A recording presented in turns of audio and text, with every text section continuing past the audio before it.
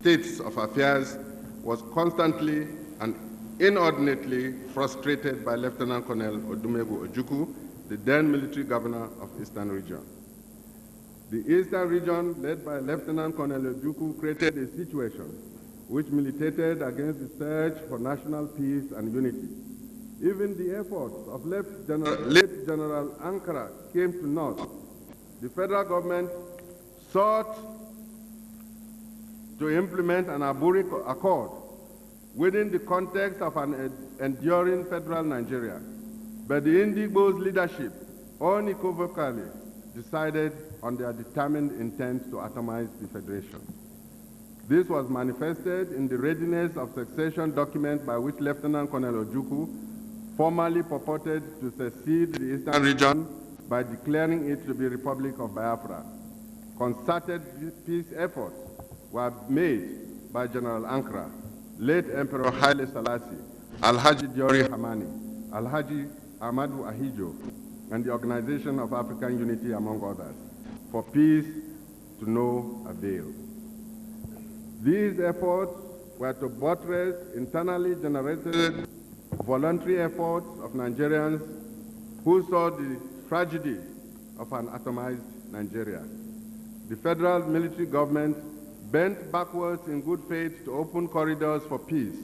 Lieutenant Colonel Ojukwu and his accomplices committed diverse criminal acts against the federal government, which included the seizure of military government's properties and funds, hijacking a Nigerian Airways aircraft. He promoted inflammatory propaganda to whip up embers of hatred of non-Igbo Nigerians, and the northern people in particular. With every option to engender peace exhausted, the federal military government was faced with a fait accompli of a blockade of eastern Nigeria. It proceeded to put in place policies which were to sustain and further the cause of unity and peace in the Federation.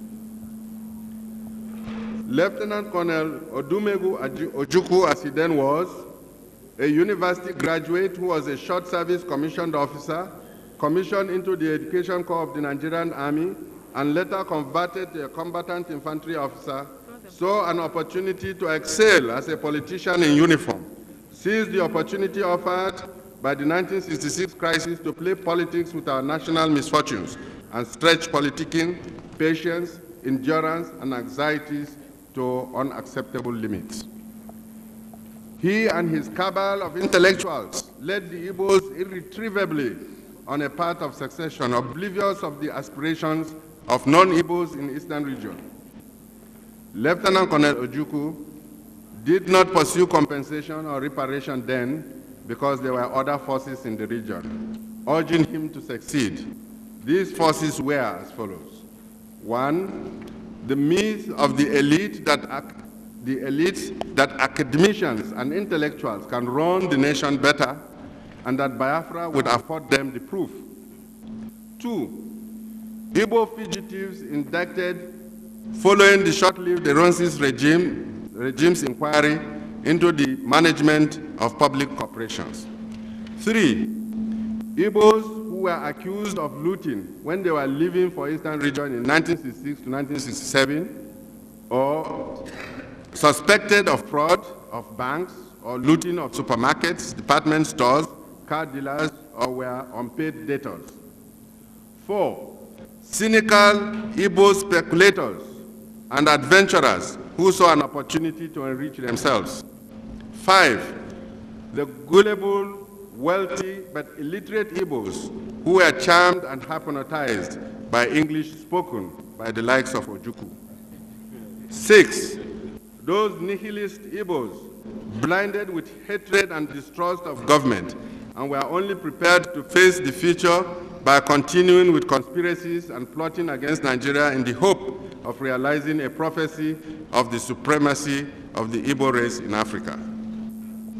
So therefore, 12 states were created whereby Calabar, Ogoja, and Rivers, people of Eastern region, and indeed the middle belt of Northern region, the acclaimed minorities who were given minority recognition and special development area status following the Willings Commission, and the Independence Constitution were given states in fulfillment of their aspirations.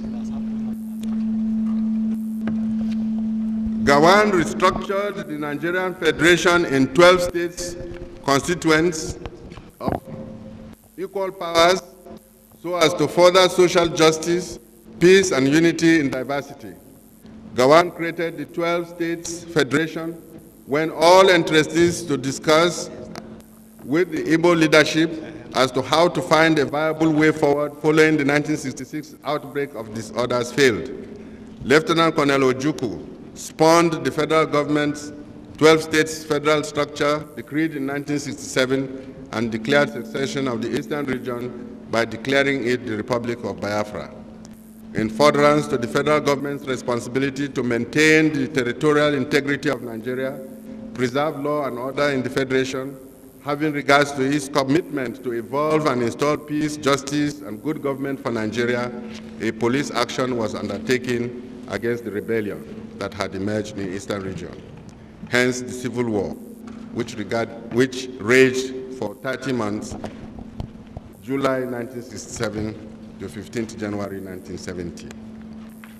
The Civil War, with the declaration of succession on 30th May 1967, the federal government's police action commenced on 7th July 1967, backed up by units of the Nigerian Army, noting that the first shot was fired by the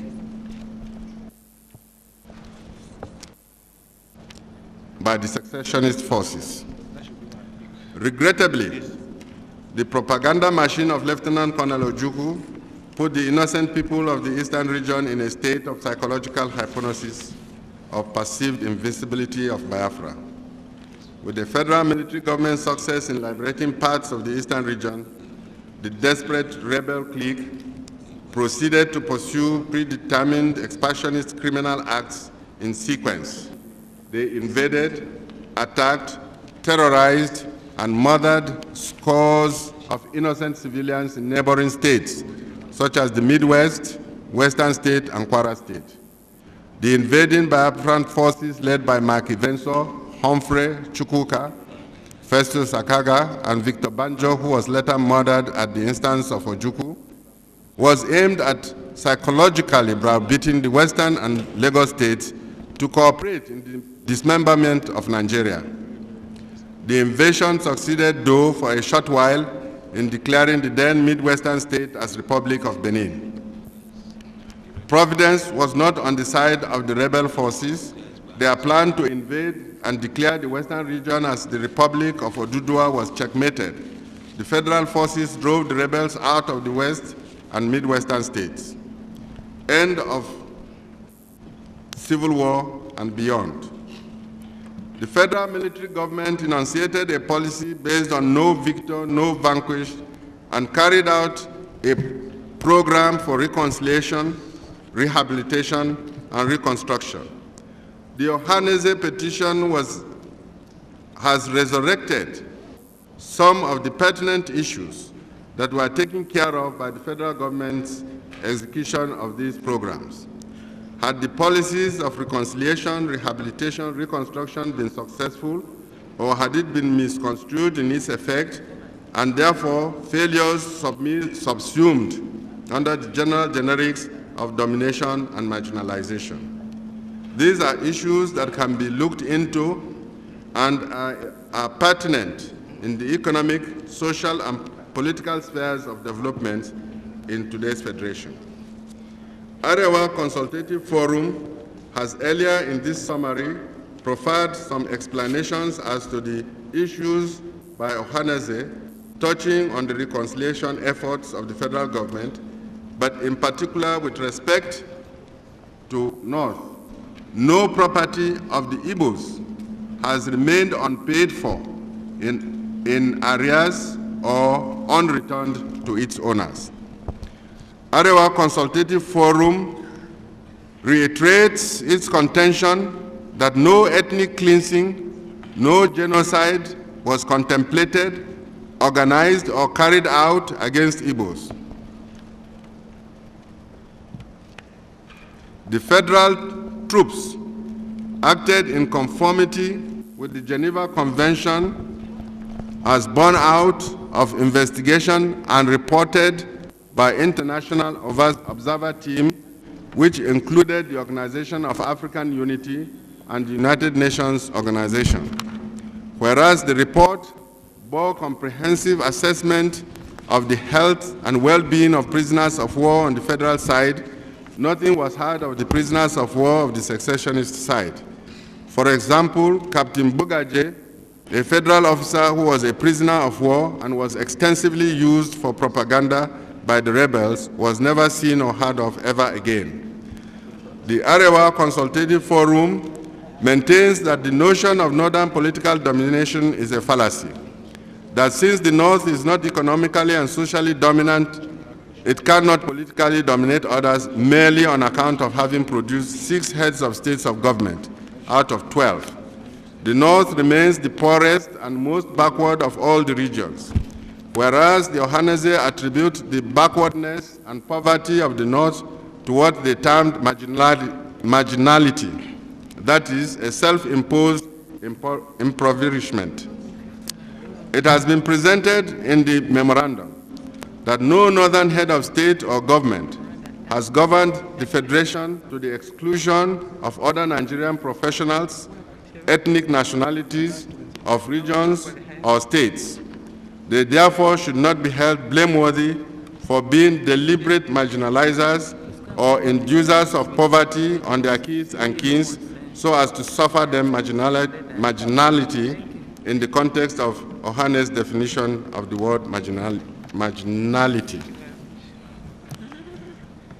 The Arewa Consultative Forum, in its memoranda, has annexed diagrams and data showing, by available information in respect of capital investment accumulation and reinvestment and distribution in Nigeria, the northern region falls so far behind the others and cannot, in the circumstances, be said to be dominant. They, however, can be blamed for being poor because their leaders who ruled Nigeria did not serve their region's best selfish interests. The indicators of the northern backwardness and therefore the fallacy of the northern domination are demonstrated by the following data. There is a data showing the distribution of industrial enterprises in Nigeria, where there are 32,111 registered companies between 1986 and 1988 in the south, while there are 6,103 in the north. In terms of registered Nasima enterprises, there are 3,445 in the south as compared to 1,181 in the north, which has only 32%. With regards to the distribution of the manufacturing members, there are 1,104 as compared to 20.4%, which underlines that Nasima distributing members has the multiplier effect which determines the overall welfare and growth of each region. That 80% of the large-scale industries are located in Lagos, some of which have only distribution outlets in the region. That of the 100 topmost industries, 87 are located in Lagos, and that the 1990 turnover of these 87 companies scales 36.3 billion naira, compared to 49.8 billion naira 1990 budget of the federal government. That the indigenization decree of 1972 and 1977 accentuated the regional disparities in capital accumulation. Despite block allotment to state governments in the second indigenization decree, indigents of each state bought shares in foreign-owned companies located in their regional areas or states. Since the bulk of the indigenized companies are in the south, southern entrepreneurs purchased most of the expatriates' businesses, consequently widening the capital ownership and accumulation gap between the north and south, with the north being worst off. Human and civil rights violation in Nigeria has been presented by the Arewa Consultative Forum under the following perspectives. First, the political perspective, seen as a power acquisition for the authoritative allocation of valued resources in the society, for the legitimization of social system. The acquisition of political power is best under a democratic system that affords participation, discussion, consensus, aggregation of majority will in an environment of peace, freedom, rule of law, and social justice, and upholding fundamental human rights. Having regards to the proportion of the population of Igbos as compared to the rest of the population of Nigeria, and the ratio of the Igbos to other ethnic groups of Nigeria, then the Ohaneze will not, in a democracy where numerical strength counts, complain of marginalization in the dispensation of political offices since the advent of Nigeria. In fact, it is the political awakening of other ethnic nations or nationalities who should be protesting of political marginalization and who should be pressing for the national question in Nigeria to be resolved in their favor so as to check the incessant, suffocating, and oppressive claims of the Ohaneze.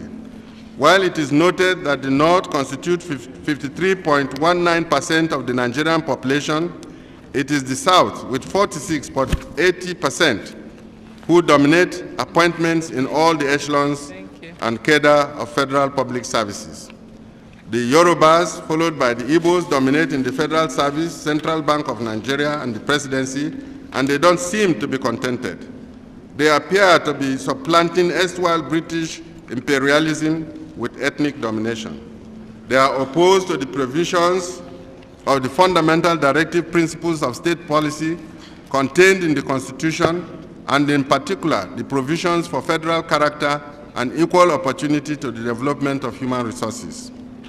Second, the social dimension of civil human rights violation occurs in the uneven performance and lack of such social services which are provided by agencies such as NEPA, NIPOS, NITEL, transportation, education, health institutions. The lack of social services impinge on our national unity, peace, stability, and general development. The provision of these social services fuel ethnic chauvinism, manifesting in the misuses of ethnic militias and threats to social security. The Arewa Consultative Forum considered in its memorandum manifestations engineered and motivated by indignities arising out of failure of social services, and in consequence, the call for total resource control or true federalism. Furthermore, lack of adequate social services give rise to religious bigotry and fanaticism of all sorts. The lopsided provision and development of social services underlines the dichotomy of the North and South and make for inroads to insecurities and threats to human rights. Thirdly, the economic dimension of the civil human rights violation derives from the structural inequalities, resource endowment, location of industries, uneven economic development, inequalities and iniquities in the human resource capacitation, and unequal economic opportunity and empowerment. Arewa Consultative Forum notes that under severe economic hardships, it becomes difficult for social cleavages to appreciate Nigeria's unity and benefits of a united and peaceful Nigeria, the nation state. Deepening economic hardship and crisis generate societal anxieties and conflicts based on social cleavages that are detrimental to the national peace, security, and unity. The Arewa Consultative Forum notes and decries the increase in corruption, particularly by office holders who engage in favoritism and primitive accumulation of capital for their personal, ethnic, regional, or cliques benefits. The institutional dimension of the civil and human rights violation has to do with the Constitution of the Federal Republic of Nigeria, the The Arewa Consultative Forum notes that the Constitution has been evolved over time since 1979 Constitution, following which there had been a political bureau in 1986, a 1988 to 1989 Constitutional Assembly, a 1994 to 1995 Constitutional Conference, a 1998 Nikki-Toby Committee, and at the moment a constitutional review report is being presented by the government in the 6 zones of Nigeria. There has been a general view that the operators are the problem, not the Constitution, which has distributed power between the federal, states, and local governments in a presidential system of government.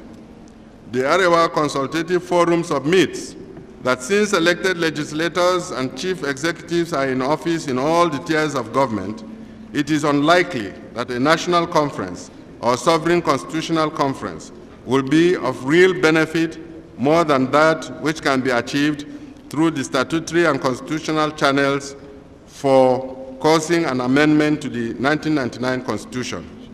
Furthermore, the Constitution can be developed through judicial pronouncements and through democracy in action.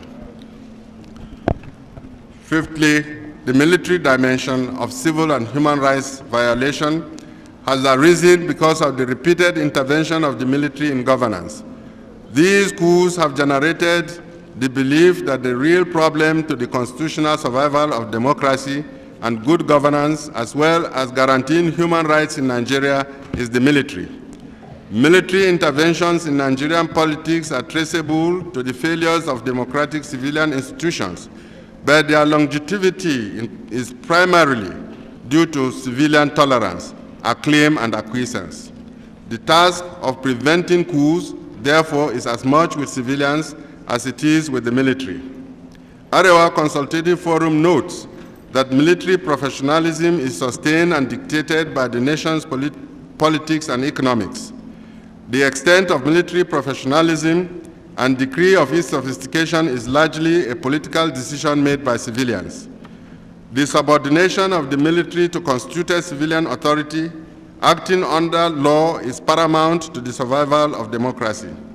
It is noteworthy that to promote the loyalty of the military so as to serve the ends of national unity, peace, and stability, military establishments should reflect the national diversity in its character and be integrative of the national cultures so as to promote national unity.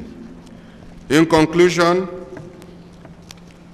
the Arewa Consultative Forum states as follows. 1, satisfied that the North and its leadership, who have been the unsung, nay vilified victims, are being unfairly blamed for the perpetration of outrageous and baseless atrocities. The ACF demands for a retraction of all unsubstantiated allegations and a public apology from the accusers, our accusers. We demand further that the correct, verified, unbiased accounts of the Civil War, the events leading to it, the selective assassinations of political leaders of Northern origin, and the story of the principal actors who were in the vanguard of the subversion of democratic and electoral processes be documented and disseminated. 3, specifically, we demand that this unbiased account be taught in schools. We demand all these as a minimum condition for true reconciliation, which must be based on truth and mutual respect. We recommend and plead that the Igbo elites re-examine their role in the Ohaneze, in the Igbo, in Nigeria, and in the world at large, where generally ethnicism elevated to racism negates the true spirit of humanity, cooperation, peace, and progress.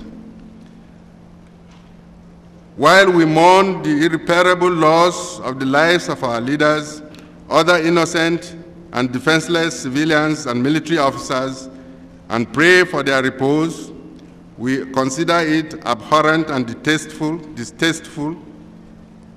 and certainly it is not in our character or culture to put money price on these, let alone ask for compensation. We urge the Oputa Panel to ignore all the claims of the Ohaneze petition, which are baseless and unsubstantiated. We do this in the spirit of forgiveness and reconciliation. Long live the Federal Republic of Nigeria.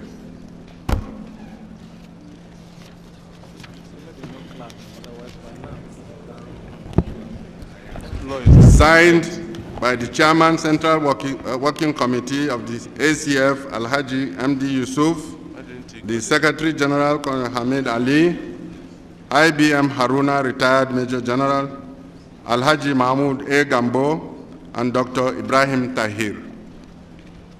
Thank you very much. My Lord, I'll just ask him some few questions. Now,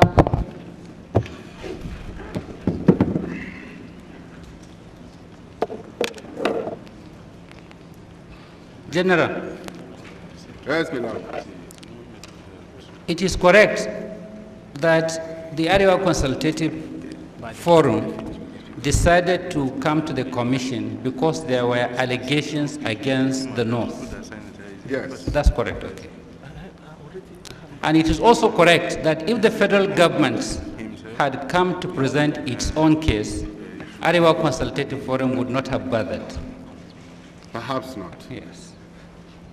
And we had to do it because the allegations against the federal government were also the allegations against the North because of the fact that by some accident, most of the political military leaders were from the North. Indeed so. Yes. Now, please look at page 6 of your summary. Yes. The last sentence, it was actually supposed to be 8 trillion and 600 billion naira, not southern naira. It was typed southern and you read southern. Thank you. Yes. It appears to be so in the numericals, but in the, thank you. And in the words, it's misrepresented. Okay. Thank you. Please look at the first 2 lines of your page 2.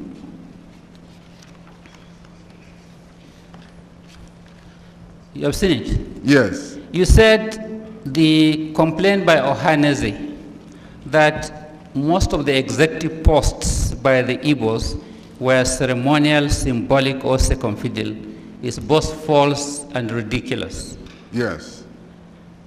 It is in evidence under cross-examination that specifically Dr. Ekwemi was given executive responsibilities through a gazette. Yes. Please let him see this.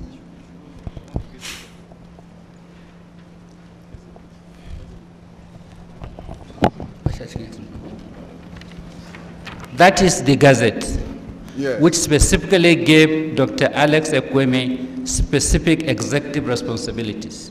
I've seen it. My Lord, with respect, we seek to tender it. Sorry. Yeah. Gazette number what?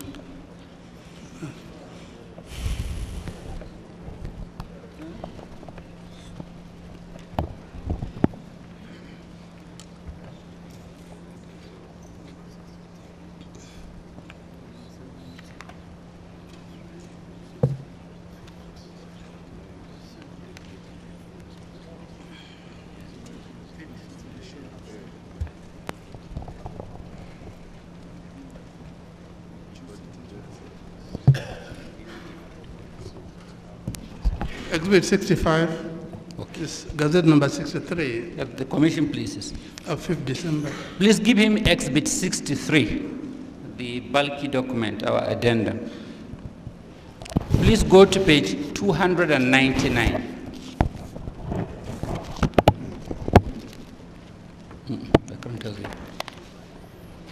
Have you seen it?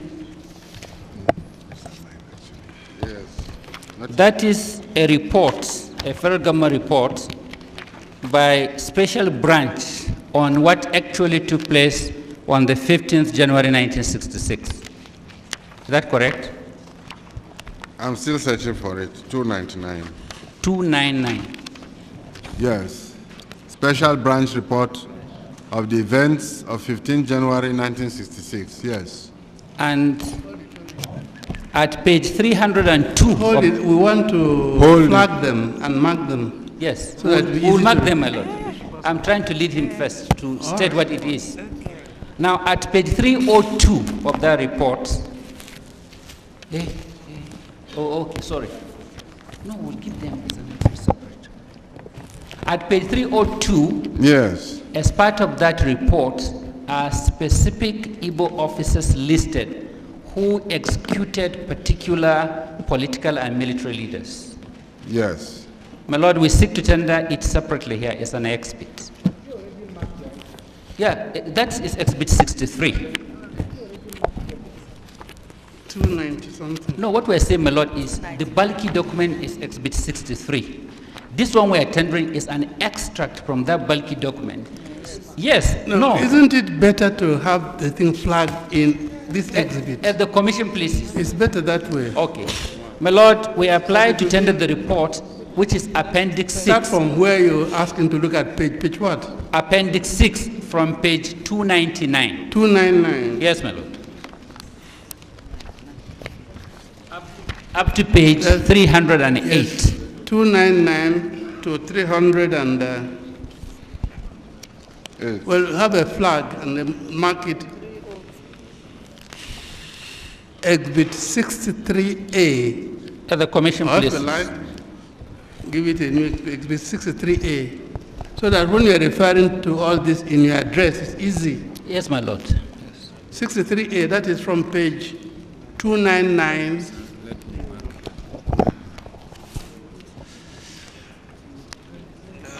Pages 299 to 299 to what page? To 308, 308. which is also appendix 6 to the exhibit. Thank you. 63A. Okay. Mark them.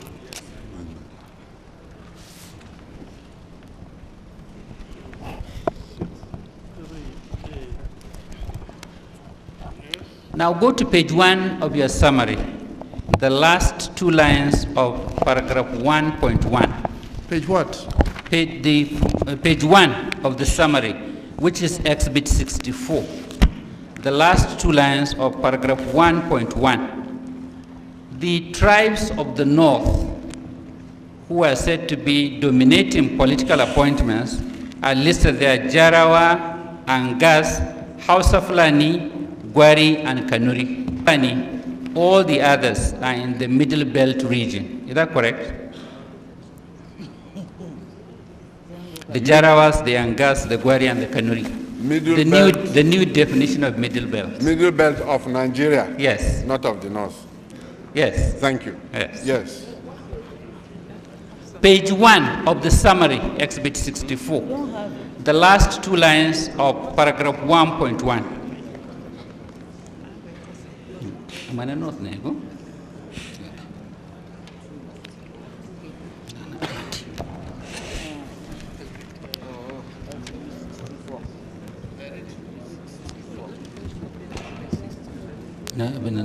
MDs. What?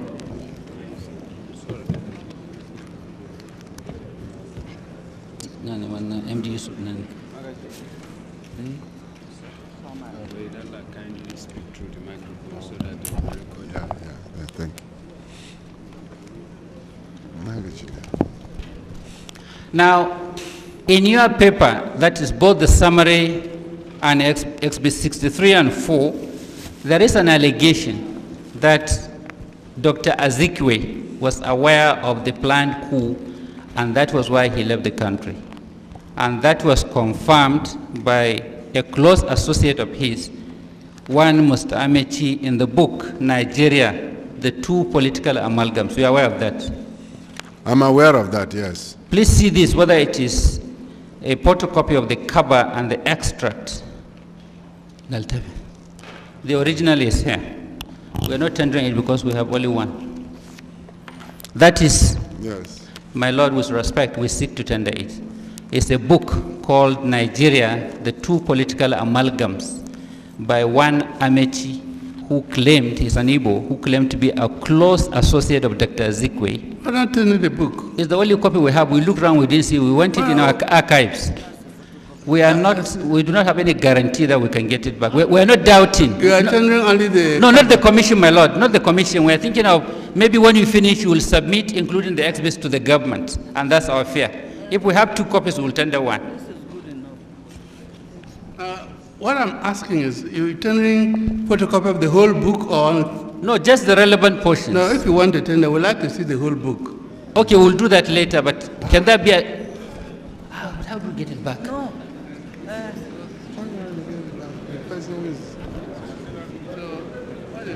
They will give us later, they said.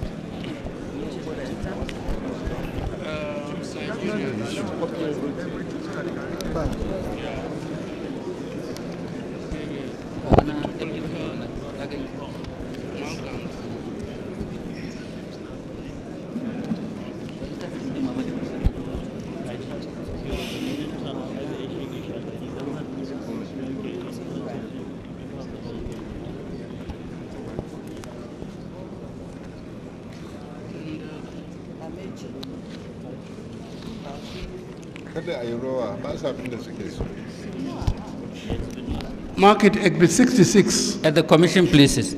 This same Mr. Amechi is You not... can then show him Exhibit 66 and ask the question. Yes, show him the exhibit.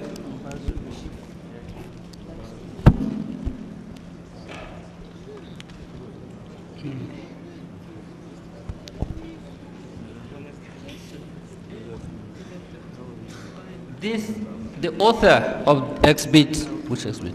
66, Mbazulike Amechi, is not only an associate of Dr. Ezekwe, he was also Minister of Aviation in Tafawa Balewa's government. I believe so. Yes.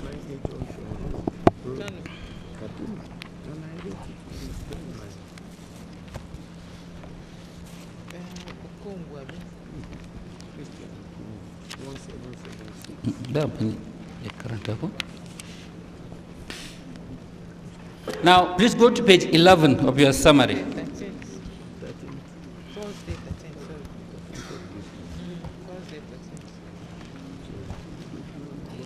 Now, you said in paragraph 1 that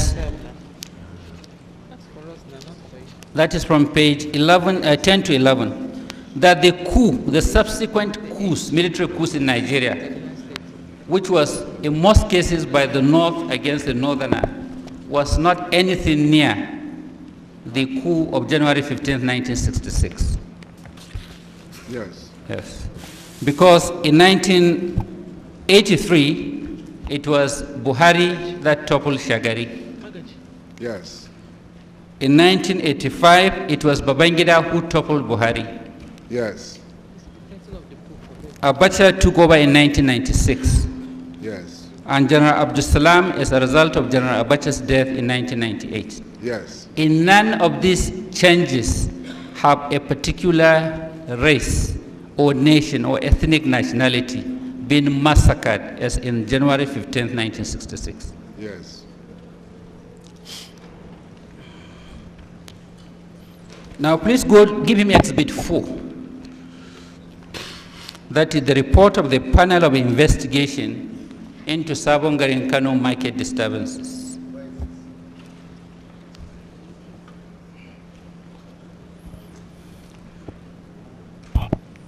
Now, that is a report of the panel of investigation into Sabongari market disturbances. Yes. And the summary of the report, if you can see it in the last 2 pages, is that it started as a simple fight between an Igbo and a Hausa Fulani man. So it was not a deliberate act to kill Igbos. Yes. Thank you very much. Please give him exhibit 5.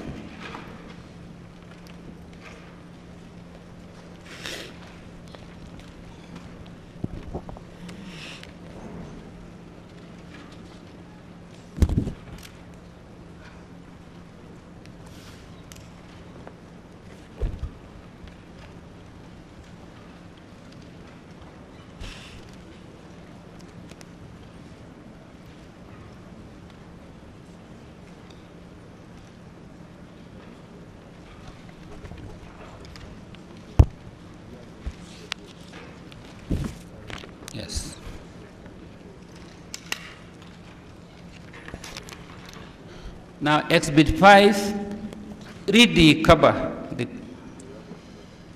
Nigeria/Biafra conflict. An international commission of jurists finding prima facie evidence of genocide.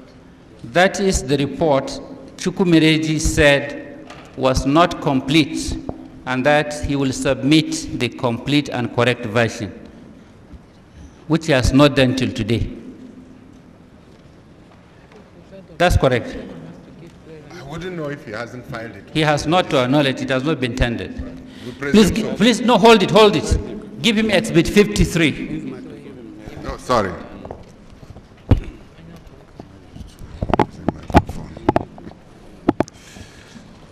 He has not done so even after re-examination and up till the time they closed their case.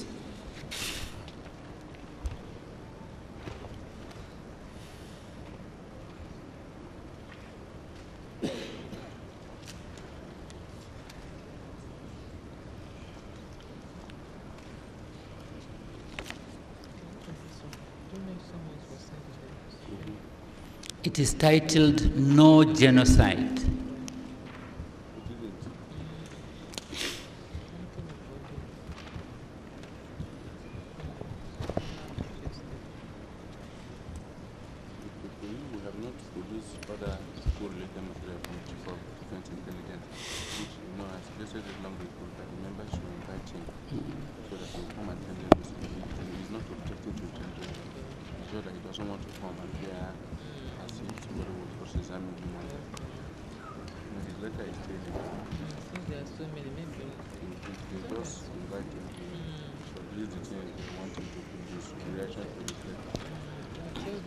Yesterday, Ohaneze borrowed it from you. Did they return it?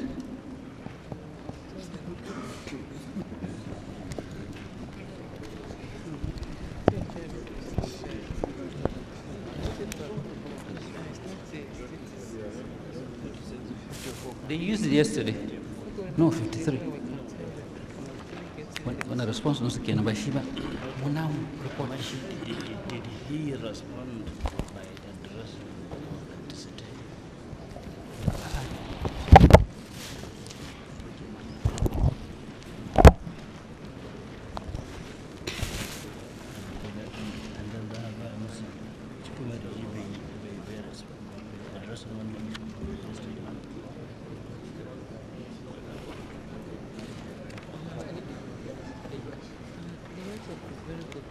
Although the same report is contained in Exhibit 63, but I thought it is more appropriate for him to identify the exhibits because it has already been admitted and marked. Page 320 is contained on from page 320 of Exhibit 63. So see your page 320 of the addendum, Exhibit 63. You have seen it? Sorry? You're on page 320 of the addendum, Exhibit 63. Sorry, the page again. Yes. Page 320 is titled No Genocide. Oh, have they got it? Have they returned it now? I've seen, yes. My lord, it has been retrieved from Ohaneze. Yes, page 320, the photocopy. Oh, okay, sorry, I thought it's the correct copy. Sorry, sir. I thought it's the correct copy. Is that the same with page 320? 320, that's no genocide. This? Yes. No, they are not the same. That is not the exhibit. It's the big volume. Give him the exhibit. The one in the big volume and this do not appear to be the same. Yes. Extract from this. Let's mark this one. All right. So what do we do, my lord? We want to mark the exhibit itself, not what he's holding. No, but the same. I know it's the same. Okay. No, the so same that one. we're referring is easy. No, what do I say, my lord? The same one has already been admitted earlier as an exhibit. Exhibit 53. Only that they have not been able to see it. Huh? So what do we do? Okay, that exhibit which you saw from page 53, No Genocide, the report has been signed by the authors The exhibit on page, starting from page 320, yes. has been signed by the authors, and they are representatives of OAU, Britain, Canada, Poland, and Sweden. Is that correct? Excuse me. Look at page 332.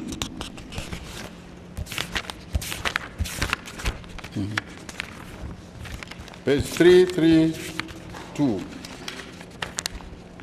Signed by, Oh, you have seen it? Okay, give it to him. Seen it. The exhibit has been seen, sorry. 332. Yes.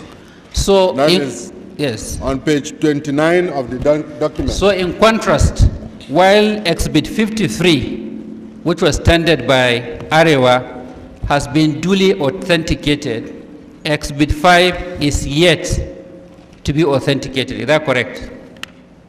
Exhibit what, please? Exhibit 5, the first one, which Chukwumereji promised to bring the complete report.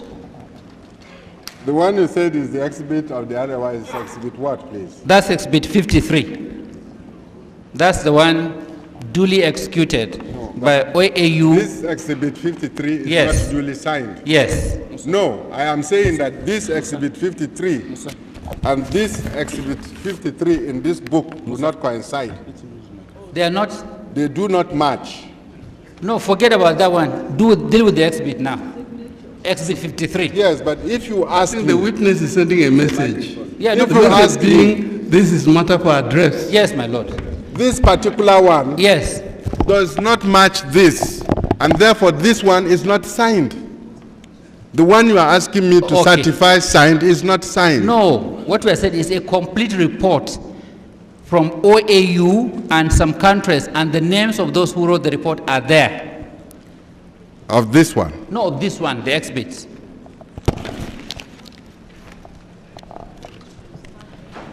It's not it.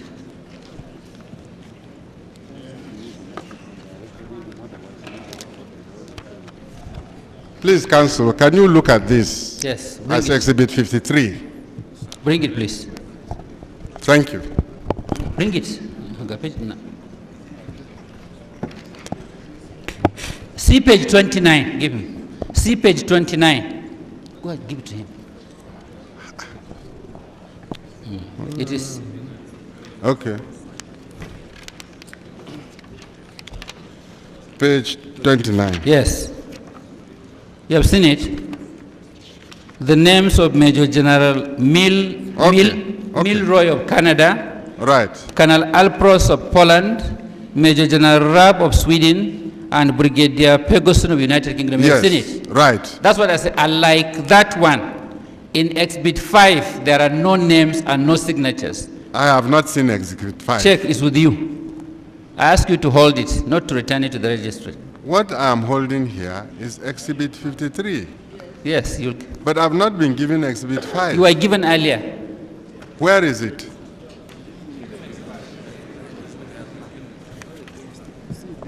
Oh, this one. Okay. Sorry.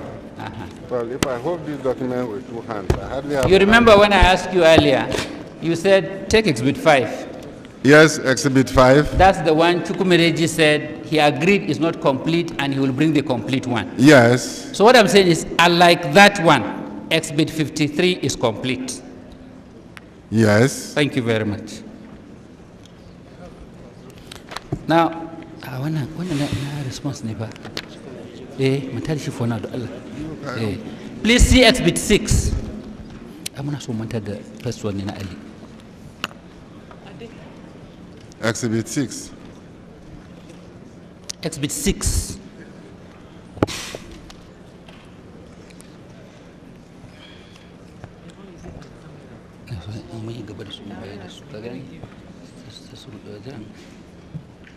Ah, 6 is not SG, the Suka analyst. Yes, he's a cameraman.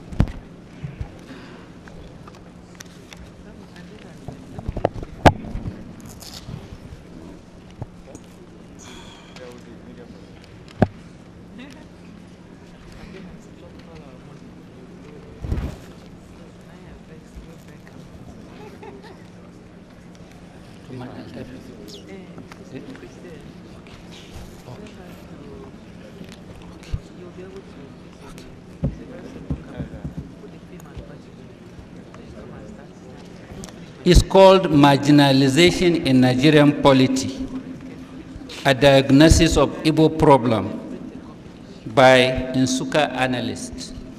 It was tendered by Ohaneze, Exhibit 6.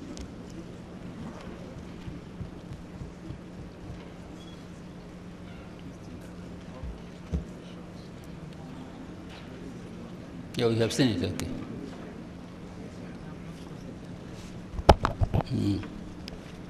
Yes. You have seen it? Yes. It is in that report called Nsukka Analyst at the conclusion that they talk of marginality and marginalization. Yes. Yeah, thank you very much. Now, you said while you were reading the summary, and we said in our Exhibit 63 that Chief Michael Okpara of blessed memory was also part of the Igbo project. Yes. Please see this. It's an extra from Inside Nigeria's History, which was a seminar held in ABU, where a letter written by Dr. Okpara was extracted. Yes, I've seen it. My Lord, with respect, we seek to tender it. Inside Nigerian History. 1950 to 1970. 1950 to 1970 is a paper, is part of the proceedings of a conference held in ABU Zaria. It will be Exhibit 67, isn't it? At the commission places. You'll see that appropriate time.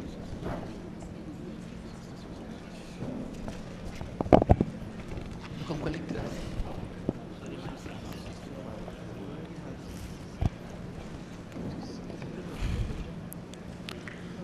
Now, when Chukwumereji was being cross-examined, and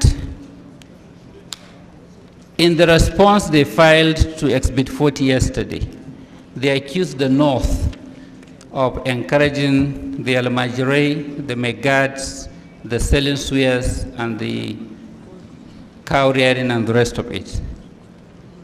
You will agree with me that it is better to encourage our unemployed youth to do those menial jobs than to allow them to be either armed robbers, 419ers, or cocaine pushers. Naturally. Thank you very much.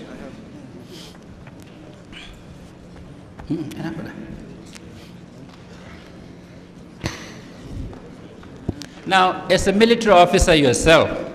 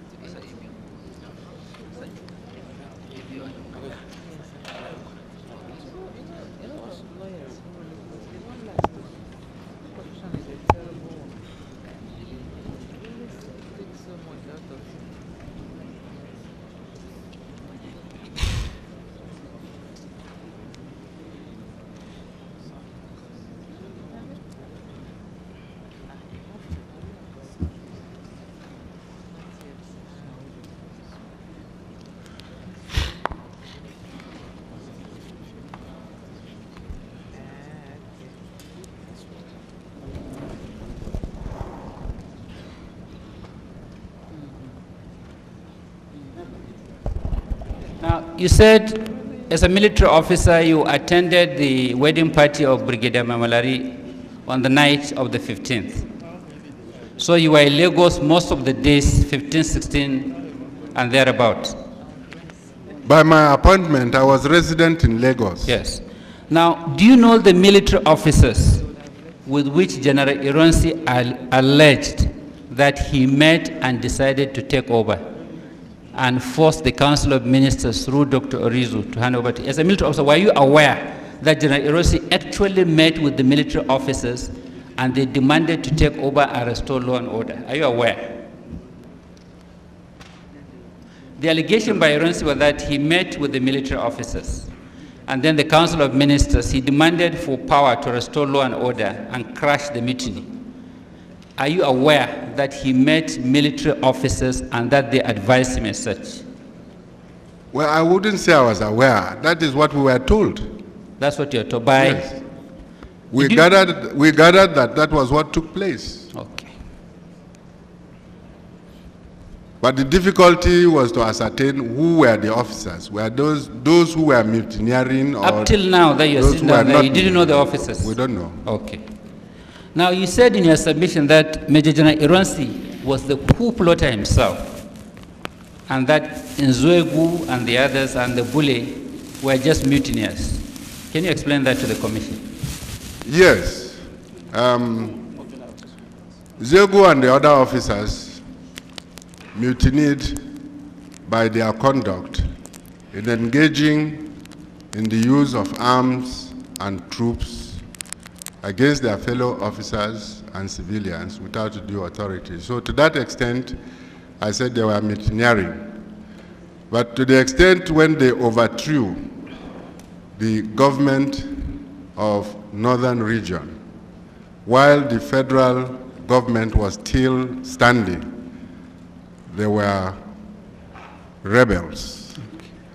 But then, when Ironsi was given civilian authority to restore law and order, that is a consistent procedure for inviting the military to carry out any form of internal security operation.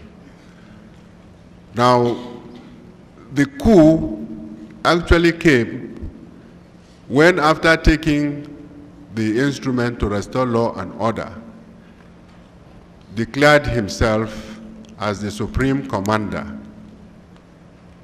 And that, together with the act of changing the constitution of the Federal Republic, constituted the coup of overthrowing both the elected democratic members who had asked him to restore law and order, and the restructuring of the constitutional framework of the federal government. Yes. Now, you were here yesterday when Captain Bullis said, in his opinion, the failure of the July 66 coup in Enugu, which left Ojukwu alive, was the cause of the civil war. Do you agree with that? No. Now, you participated during the civil war. Yes, I did. Now, what can you say? Tell us first where and why you participated. Well, at the beginning of the Civil War, I was a rear commander to the 1st Infantry Division based in Kaduna. Subsequently, I was commander of the Lagos Garrison and rear commander to the Marine Commando. And again, I was rear commander to the formation of 2nd Division for the liberation of the Midwest, which had become the Republic of Benin. And subsequent to that, I became the general officer commanding the 2nd Division with my headquarters at Onitsha. Other than that, in between or after holding command positions, I was also a quartermaster general. It was all during the Civil War. Okay, if I can borrow Ojukwu's words, because you are involved, what can you say to allegation that the federal troops breach the conventions of war? Federal troops never breached the conventions of war. Insofar as I know, and insofar as my judgment of the circumstances of the Civil War, and insofar that I was involved, there was no time in the exercise of my command that there was deliberate violation of killing, except in the course of the strategy and tactics that was designed for the prosecution of the Civil War. And may I add, while I was in command in Onitsha, I established schools for the children who were abandoned, whose parents could not be found, and we gave them as much protection as we would have given any Nigerian citizen. Thank you very much. Any acts of violations, as far as I know, and I will contend, that was in the heat of battle and the requirements of war, which unfortunately does involve the loss of life. Now, now,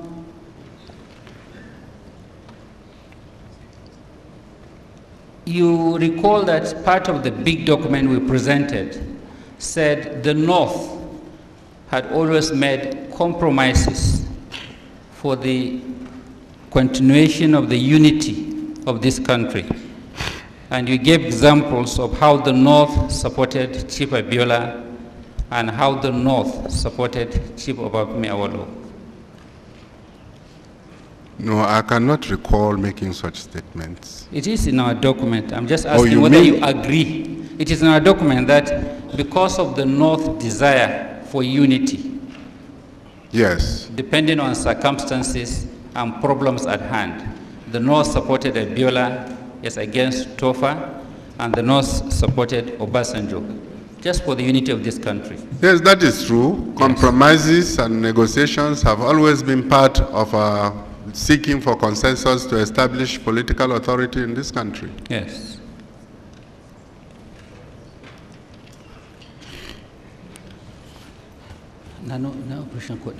Now, you said earlier that Iransi declared himself as Supreme Commander. Was there any provision in the 1963 Constitution which empowers him to do so when he is asked to restore law and order? He was at that instant not acting in contemplation of the Constitution. Was there any position as Supreme Commander in the Constitution? No, not that I know of.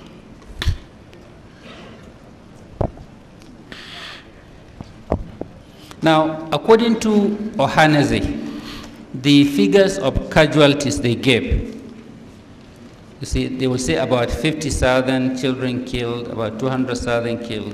Chukwumereji said they are educated estimates. He agreed they are not facts. What do you understand by the distinction between facts and educated estimates? Well, if you understand it at all. Facts are ascertainable. Educated estimates, any guess estimate may be intelligently made to justify the thesis that it is supposed to support. But they remain imagination. Imagination. Yes. Thank you very much. Please give him exhibits 42 and 46.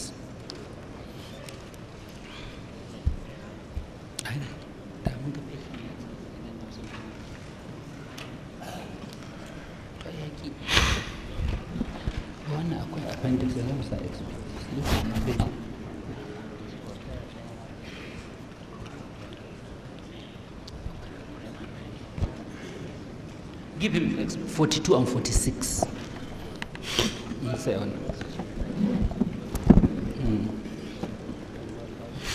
Thank you.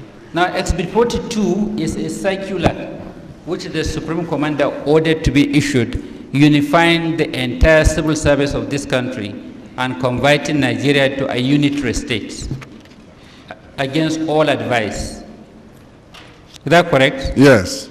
And that is one of the things that encouraged the disturbances in 1966. Yes. Yes. XB 46 is the instrument of inquiry which the government constituted on the 24th of June 1966 to investigate the disturbances in northern Nigeria. Yes. So the government did not leave the disturbances like that, they were all investigated. Yes. Okay.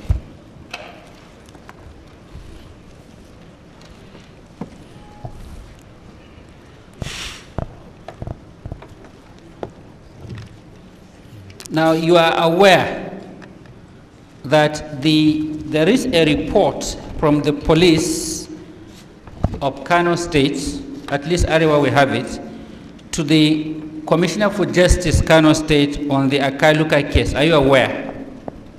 Yes. Please confirm if this is a copy of the report. Police investigation report from the Commissioner of Police D Department Kano to the Commissioner for Justice Kano State on Akaluka's case. Is that the report? I believe so. My Lord, with respect, we seek to tender the report because Akaluka is part of the allegations and is part of our response.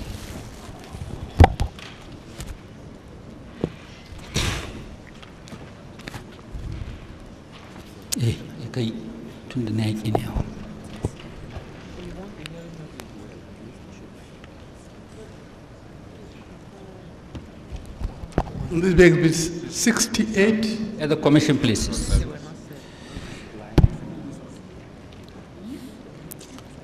Now, in their summary, Ohaneze asked for a number of prayers. I just want us to take some of them. They're asking for public apology from the federal government for genocide and pogroms between 1966 to 1992. Based on the evidence, documentary and oral given by Arewa, are Ohaneze entitled to any apology for any so-called pogrom or alleged genocide? Well, insofar as at the end of the Civil War, we held ourselves as brothers and sisters, there was rehabilitation, reconstitution, and reconciliation, I do not think that any request on either side for an apology would be justified.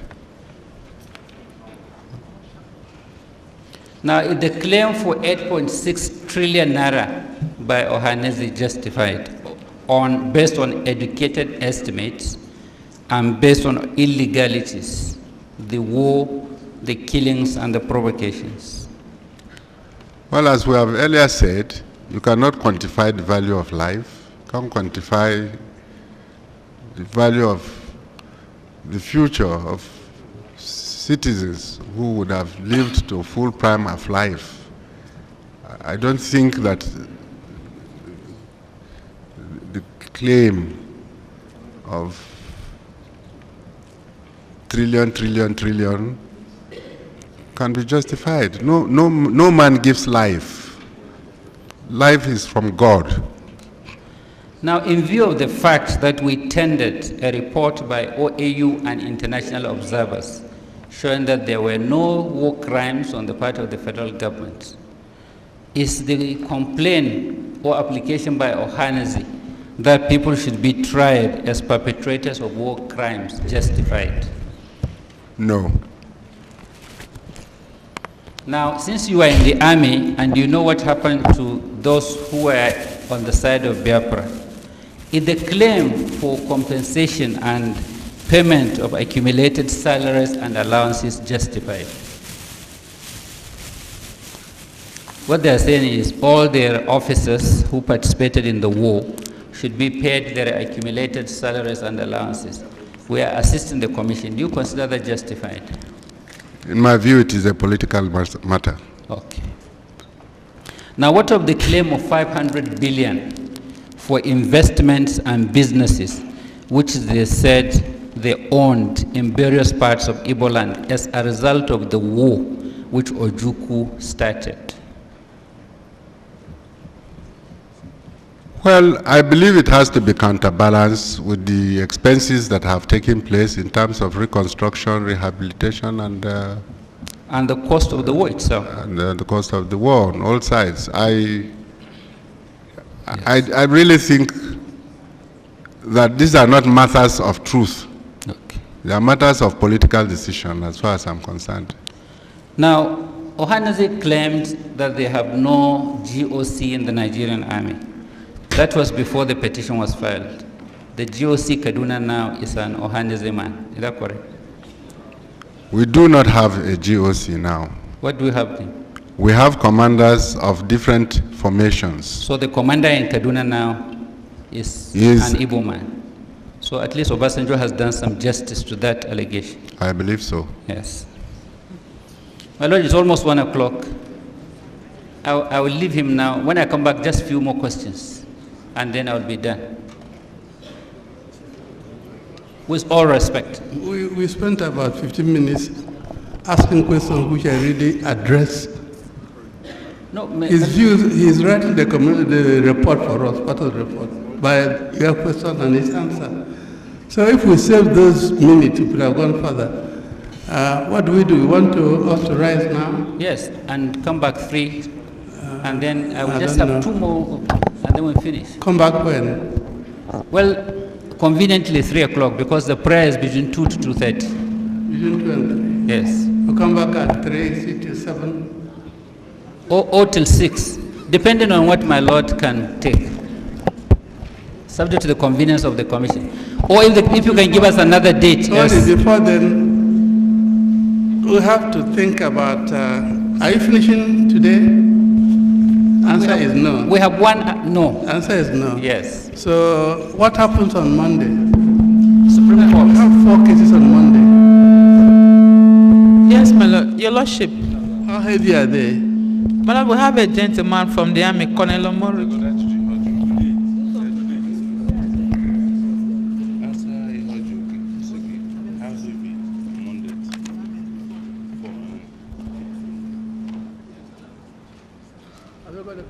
List for Monday?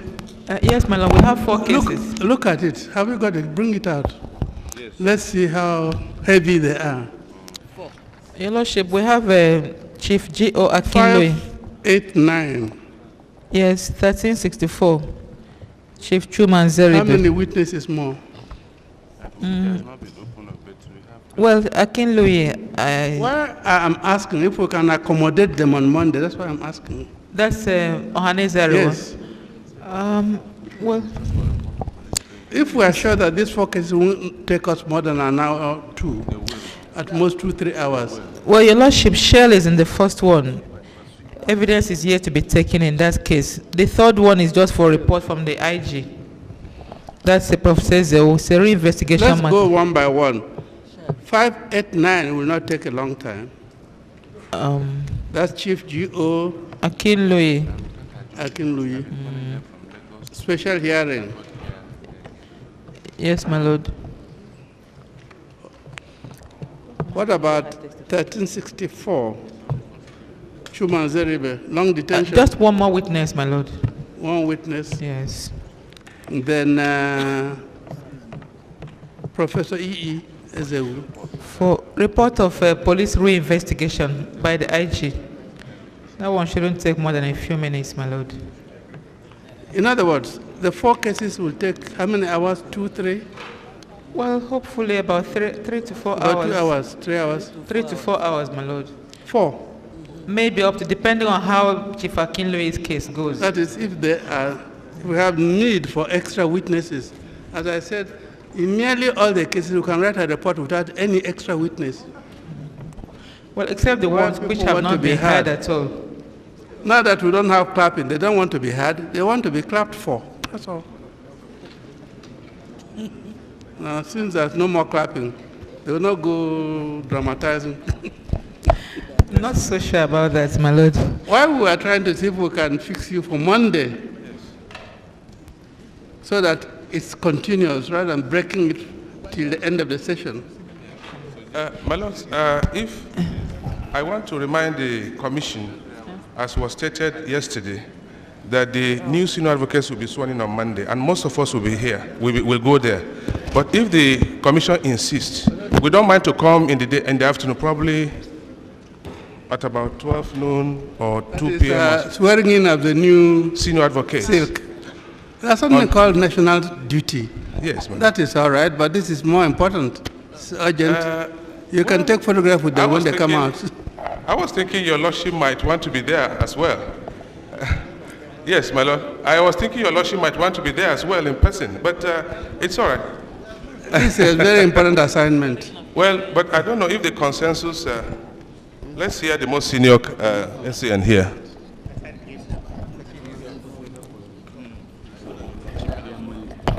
Oh, yes, I think we're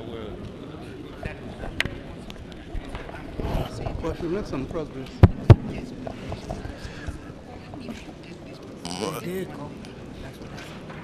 May I please, my lord?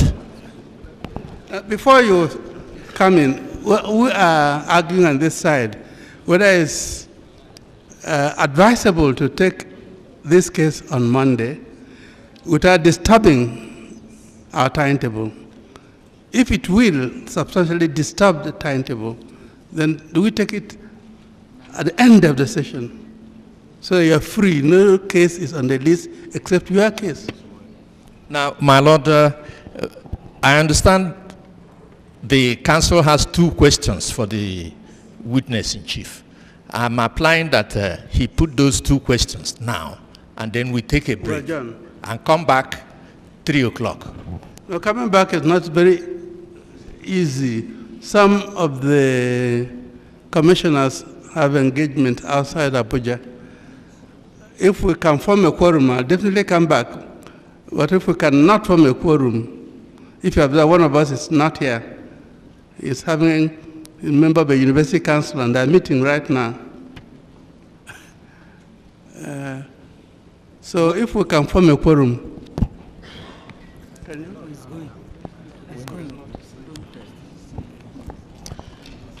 Your Lordship. Let's put our house in order first. I know.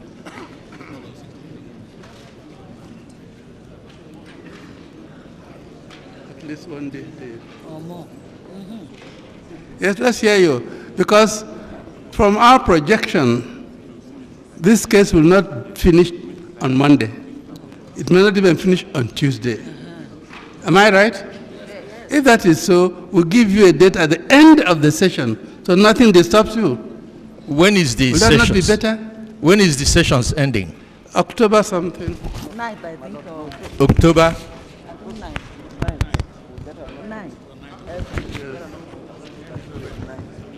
Okay, 9th October. October, hold it. That is if all goes according to plan. 9th of October is the end of the session. Can we take... If all goes to plan. That's what date of the, what day of the week? Tuesday. Say Tuesday, my lord. Tuesday. A Tuesday. But your Lordship and the members will be in Port Harcourt. To them. But it's in October. That's the month. October. They should know it's in October, but we'll communicate to them when we are sure. You communicate after the end of the session? No, before then. Papa, it will be in October. I don't think so. But if it means the tendency that some other person cannot How finish we are going? What more do we have? after this matter. If we give them a date, then we don't put any case there. It's better we give them a date now. After the 9th, we give them a date after the 9th, then we fit no more cases in those days. Then they can Rather than asking them to go and communicate. 11, You see what happens whenever we make another, it's not carried out. That's true. That one is true now. Now, after the 9th, give us an allowance of 2 or 3 days. 9th is Tuesday, Wednesday, Thursday. Monday following the 9th. The following Monday, yes, my lord. What date will that be? be? The 15th. The 15th of October. Can we say that long? What about Yes. 3rd, 4th, and 5th of October? No, we don't.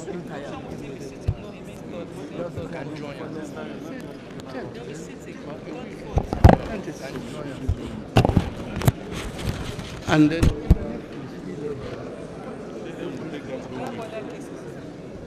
all right, if whether we finish or not on the 9th, we take Ohaneze, Arewa, and which is your own case? The middle belt, not yours. The middle belt. Yes. We have 3 cornered fight now, and Rivers, that's 4 now. If we fix on the 10th, the whole of that week, 10th is Wednesday. My Lord, it's not possible. You are in Port Harcourt on the 9th. Eh? Your Lordship, 15th, the following Monday, the Monday after the 9th. That is Locus Inquo. Yes. When? 9th? 8th and 9th. 8th and 9th. Yes. Can't we adjourn that? Write them, we adjourn that one. Then at the end of the session, we go to this. Yes, my Lord. Okay, my Lord.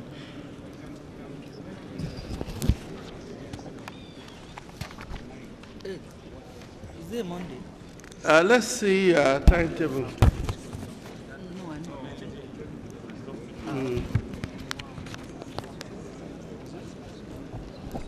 According to your timetable, Monday and Tuesday will be visit of the Locus Inquo.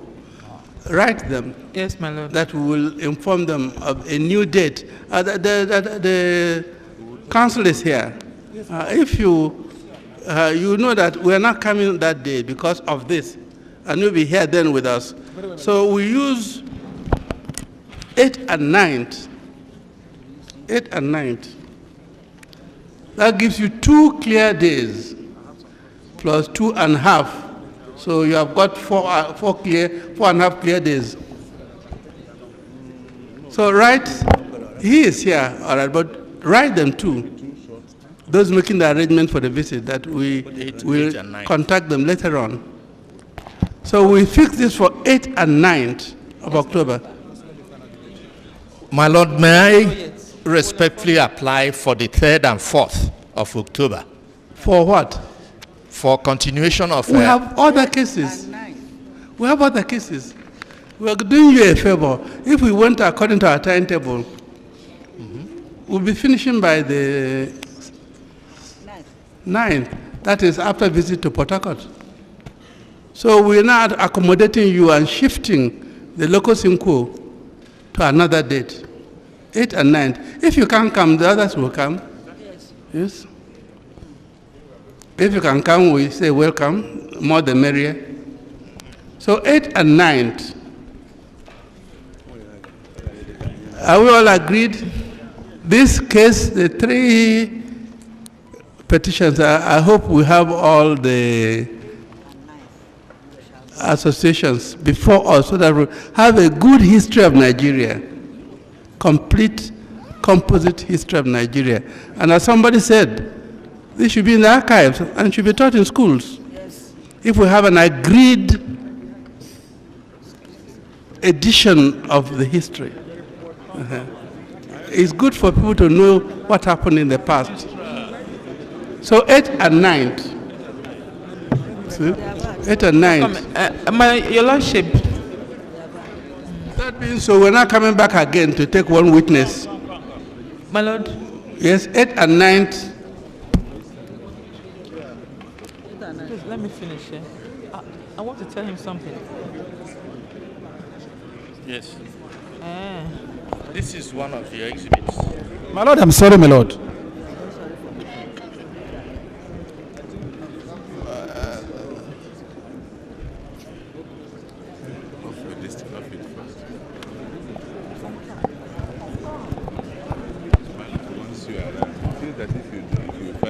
What about? Are we going to address the commission? My Lord, I'm sorry if I can renew my earlier application to the commission. Well, you are discharged for the meantime. Yes. If I can, with due respect, renew the earlier application I have made which application, my How lord? can you make an application about adjourn the case? My lord, I have been You're not trying. listening. I've been trying to get my lord's Case attention. adjourned to 8th and 9th. My lord, I'm sorry. I thought my lord. You make that application. I took my lord's word when my lord asked me to wait, that I will be given an opportunity to apply. Repeat it. Case adjourned to 8th and 9th October. Well, as it pleases my lord, except to observe that the commission has not been fair to us Case at all. adjourned to 8th and 9th October. As my lord pleases. As the commission places. Well, I'm glad that Nigerians are seeing the treatment we are receiving before the commission. Commission will now rise. Rise, please.